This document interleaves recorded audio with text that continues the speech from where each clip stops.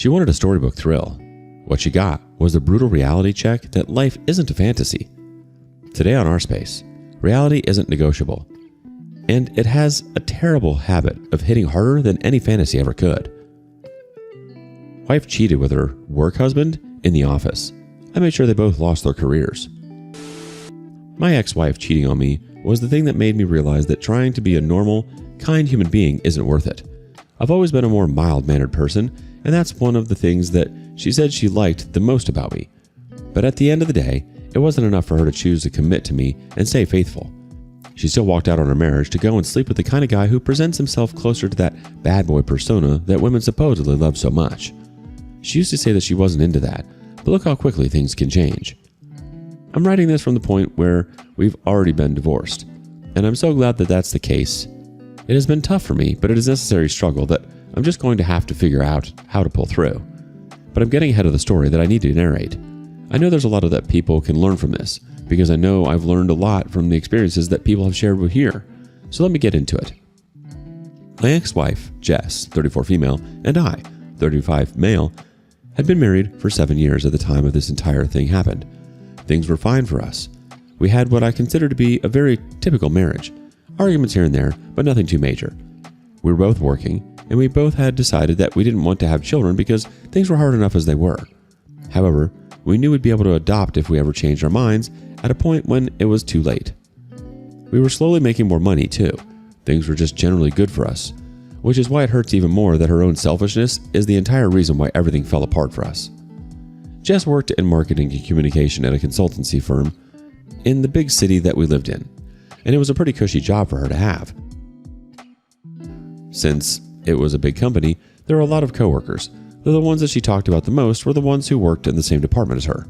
Of course, some of these coworkers were male, and I never batted an eyelid at that, because you're insecure if you have to put yourself on guard regarding every single male that your partner is around. There were quite a few she mentioned often, but she mentioned them as often as she mentioned Kayla, Madeline, and some of the other girls, so again, there was no reason that I had to fret. However, I need to mention that one of those male coworkers that I wasn't worrying myself about was a guy called Brett. She had described him as a younger guy, about like 5 years or so. He dressed in a very fashion-forward way, wore a lot of black and a lot of jewelry when he wasn't in the office, and he rode a motorcycle too. I didn't know what he looked like for a long time, but he gave me the stereotypical bad boy image in my head. When I finally saw what he looked like, it fit the bill pretty accurately. I wasn't threatened by him though. There was no reason for me to be threatened by him over all of the other people that she worked with. I am a handsome guy too, even if I don't have the bad boy vibe. But again, she never gave the impression that that was the kind of thing that she was into. So even less reason for me to feel like he was going to be a problem. However, I realized that there was going to be a big issue when she made a joke that rubbed me entirely the wrong way. The worst part was that she didn't see anything wrong with it. I'm not sure if I'm the only one who has many experiences with women oversharing information that men would never want to hear. I've had one too many exes who were very eager to tell me about great sexual experiences they had had in the past, or a few who felt like it wasn't problematic to emphasize how big a past partner's dick was. That's not the kind of thing any guy wants to hear. Likewise, no guy wants to hear their partner tell them about a work husband. She was narrating a story that had happened at work that day. They had to pair up for some sort of task, and when her smaller group was trying to figure out the pairings, she said that she got paired with Brett because everyone says he's my work husband. Even just saying that, she seemed to blush a little, as if she liked the fact that she had a work husband. Ever since that term surfaced on social media, I hated it so much, especially because a lot of the time, it is a term used for people who have an actual husbands at home. I find it very disrespectful, but apparently the women of today don't share my stance on that. She kept telling the story without even a pause, because it didn't seem to register any red flags in my head. I had already tuned out of what she was narrating, but I waited until she was done so that I could tell her how I felt about that term. I let her know that I don't like it at all, because it seemed kind of disrespectful to the real husband that she had. What was I at that point? A home husband? She basically said I was overreacting without using those exact words. According to her, she was just saying that what other people had said. She never said that she agreed with it. I told her that she didn't have to explicitly agree with it because I could read her body language, and I could tell that she didn't have much of an issue with that term being used with her in the office. At least not with Brett. She scoffed and told me that he wasn't her type and that I don't need to make a big deal about it. She said that she'd leave that out of any stories that she told me in the future. It annoyed me because I could tell she was grudgingly compromising. She wasn't actually seeing my point, and that was a bit annoying to me. I let it go, though, because I wasn't in the mood for a big fight. However, in the weeks that came after that, every time that she mentioned Brett, I found myself a little triggered. I refused to let her know that or let it show because I hate being seen as an insecure person. And I knew it was my insecurity playing a big role in that moment. I kept feeling like there was something she was concealing from me now, and that I would never know the entire truth because I had no idea what was going on in her workplace. I started to feel way too anxious whenever she went to work and she was telling me stories of what happened. Brett's name would just make alarms go off in my head. It sounded silly to me, but I knew that the only way for me to feel better about the situation was going to be for me to see what their rapport was actually like, especially when no one else was around. So I told myself I was going to snoop through her phone. This wasn't the kind of thing I could directly ask her about because there was no reason to believe that she was going to be honest with me if I did. And if there happened to be something going on between the two of them, me bringing it up with her would just be the sign that she needed to go ahead and delete all of the evidence. The opportunity for me to check her phone came about a week and a half after that. She came home late, took a shower, and fell into bed almost immediately. She was exhausted because they were working on something big at the firm she worked at. As soon as I could hear her lightly snoring, I grabbed her phone because she had left it somewhere that was really easy for me to get to it. I immediately went into her messages and decided to read through her chats with Brett.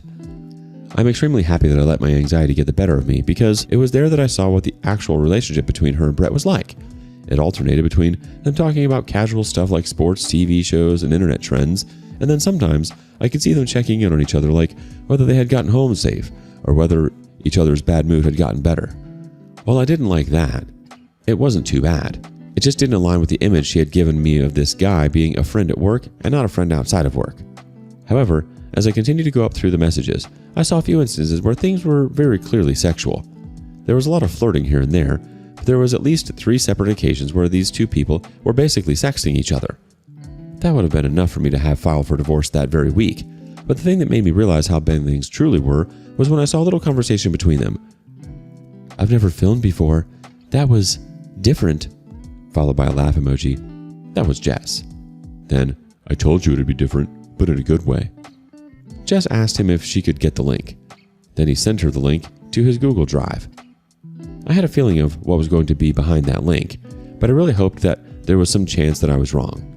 Regardless, I sent it over to my chat with her, deleted the evidence that I had sent it, and then went over to my phone to open it. I was scared that the link wouldn't be available any longer, but thankfully for me, it was. That was what confirmed my fears. It was a tape that the two of them had shot. It was just 4 minutes long, and it was taken with the phone in front of the two of them. Jess was bent over a table. He was behind her, and you get the idea. What made it even worse was that it was clearly in a conference room at their workplace. This was what she was busy getting up to with her work husband. The same one she was telling me wasn't a threat. I've never felt so stupid in my life. I felt like I should have seen it all along, yet somehow I didn't see it at all, and I hated myself for it. It was really hard for me to watch the whole video, but somehow I did. I haven't watched more than brief sections of it ever since. It's hard to describe that kind of pain I feel when I watch it, but it has helped me continue to resent her. I made sure to download the file to my phone, and I uploaded it to my own Google Drive just so that I could be on the safe side in case she found out I had the video and tried to destroy my phone. I also had to grab her phone again and document the flirty and lewd messages, since I hadn't done that the first time. After that, I put her phone back, grabbed my pillow, and went to sleep on the couch. I wanted to wake her up that very moment and confront her, but I really needed to calibrate myself, since I was operating on pure rage. For someone who is usually mild-mannered, it is really hard for me to express how angry the entire thing made me. I don't know when I was going to confront her, but she ended up making me do that when she woke up in the morning, concerned, asking why I had gone to sleep on the couch. I tried to hold it in, but looking at her face just really annoyed me, and before I knew it, I exploded. I told her that I had always had a bad feeling about Brett, but I knew for a fact now that my bad feeling was entirely justified. She said, "What are you talking about, babe?" And that pissed me off even more. I told her not to play games with me because I knew all about them. I asked her if she wanted to lie and act like she hadn't been getting up to no good with Bretty, as she called him several times in their messages. She had never called him that around me, so she instantly knew that I knew something, but she didn't seem to know how much. She apologized profusely and admitted that she had let the work husband designation get to her more than it should have, and because of that, she made the mistake of starting to flirt with him, but it never went beyond our text messages. We don't even do all that in the office." I laughed out of pure pain when she said that, because I knew exactly what they got up to in the office, and I didn't even want to think of that in that moment. She worked in communications, so I knew that she was good with her words, but I was glad that I wasn't going to let them sway me. I already knew what the truth was, and I let her know that. I told her once again that there was no point in lying because I knew the full extent of the relationship. She paused before she answered, because she was trying to gauge exactly what it was that I knew. I told her that I knew they had sex, and if she wanted to deny it, she could, but I knew what the truth was. Before she could answer, I told her that I was going to file for divorce, and if she didn't want to see a side of me that she had never seen before, she shouldn't bother to beg me or try to prevent it. She was talking in almost a whisper, but I could hear her saying that it wasn't what it looked like. She didn't have the balls to say it out loud because I was so close to snapping, and she knew that things would get very messy if she pushed me to that point. I told her to take off for work as she planned to do that morning. She said that she didn't want to go, that she wanted to talk to me. I told her that the last thing I wanted to do was talk to her any more than I already had, and that I was dead serious. I walked out on her because I couldn't stand it, and I felt like I was so close to snapping in a way that I was unfamiliar with. I've never had to deal with something as heavy as this, and I really felt like I was going to hurt her if I didn't. I came back into the house about 2 hours later, and she was still there. She whispered that she wanted to talk, but I acted like I didn't hear it. I was curious to know what she wanted to say, but I was afraid it would set me off. I told her that she had until the very next morning to get all of her things out of the apartment. I had been living there before we got married, so I was certainly not going to be the one to move out for her. That same day, I left the house to go and meet with a divorce lawyer, and when I got back, she was still at home, very slowly packing some essentials for herself. She told me that she wouldn't be able to pack everything in time, but I let her know that I didn't care about her ordeal. She had put me through worse, and packing on short notice wasn't the worst thing that could happen to her and in her life. She had the audacity to say, "I don't like this version of you." I couldn't even say anything to that, because she was the one who brought it out of me. I just shook my head. She left the house that very night, instead of the next morning, and I was happy about it, especially because she accepted her fate and stopped begging towards the end. A few days later, I served her with divorce papers, and she signed them almost right away. The way she had suddenly started cooperating was something I should have been happy about, but there was a nagging feeling that she was moving things along quickly because she wanted to be free to be with Brett. Again, it could be my insecurity that was talking at that point. Even for the actual divorce, she didn't want to take things to court. She was willing to sacrifice alimony and make things quick. She just wanted to be able to keep her car, and she wanted us to cut our joint savings down the middle. As much as I wanted to make her life hell, she was being reasonable, so I took the offer, and we were able to get things finalized at the negotiation stage of things. That was too easy for her, though. She was trying to run from the consequences of her actions, and she was doing a very good job at it. She didn't even need to go through the stress of drawn-out divorce. Lucky her. So I chose to make things hurt real bad, especially since she had already let me off the hook for alimony. I had the video of the two of them having a quickie in the workplace, and blurring both of their faces, I sent them to our company's email address. I let them know that 2 of their employees were having intimate relations on company time and on company premises, and that was a major concern, especially because the company frowned on fraternization between employees. Doing it in the office was the ultimate middle finger to that policy. I didn't get a response to that, though, so I decided to hunt down her boss's email address, and I sent the same thing to him instead. He was far enough removed from her and Brett that I was sure he'd want the right thing to be done, and he wouldn't cover up for them. I got a response from him letting him know that they'd be opening an investigation into the situation. I did get a request for the uncensored video, which I shared. It was mostly just suggestive movements.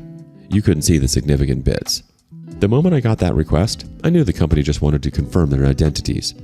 I got an email from her boss's boss several weeks later, telling me that they had come to a conclusion and they were going to terminate the 2 of them. I acted like I wasn't ecstatic, but I was. I knew that Brett would be so pissed off at her for getting them fired. I have no idea if they chose to be together at that point, but if they had, it would have been even sweeter for me.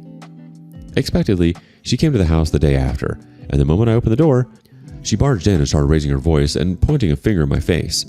I tried my best to keep calm. I tried to get a word in on several occasions, but she just kept talking over me, so I let her finish. She was angry about what I had done, and according to her, I had already chosen to divorce her, so my revenge plot was pure evil at that point. I told her I didn't mind being pure evil. She had made me that way. I laughed a little bit at that, and she flipped out and went on another tirade for over 10 minutes. When she was done, I told her to get out of my house. When she was at the front door, I let her know that it'd be a good idea to dust off her resume. She spun around and tried to slap me, but I moved back in time. She wanted to say something, but she didn't, and she walked out. Her LinkedIn shows that she's currently looking for work, and it has been that way for some time. It makes me happy every time that I see it, because at this moment, she deserves nothing but misery and stress, and I hope that their universe gives them to her. It's what she needs for cheating on me. She completely lost touch with reality. 7 years of marriage weren't enough to ground her, so she ran headfirst into some twisted fantasy where she could have it all: the excitement of a bad boy coworker, the thrill of secrecy, and the delusion that she could get away with it without consequences. Every work husband joke, every flirtatious message, every little wink and laugh with Brett was her saying, loud and clear, "I don't care about you. I don't care about us. I only care about my thrill." She wasn't confused. She wasn't swept away by passion. She was selfish and entitled. What do you make of this? Share your thoughts with us in the comments below. Thank you for joining us today on Our Space. Be sure to like and subscribe and hit that notification bell so you don't miss out on our next video. Until next time.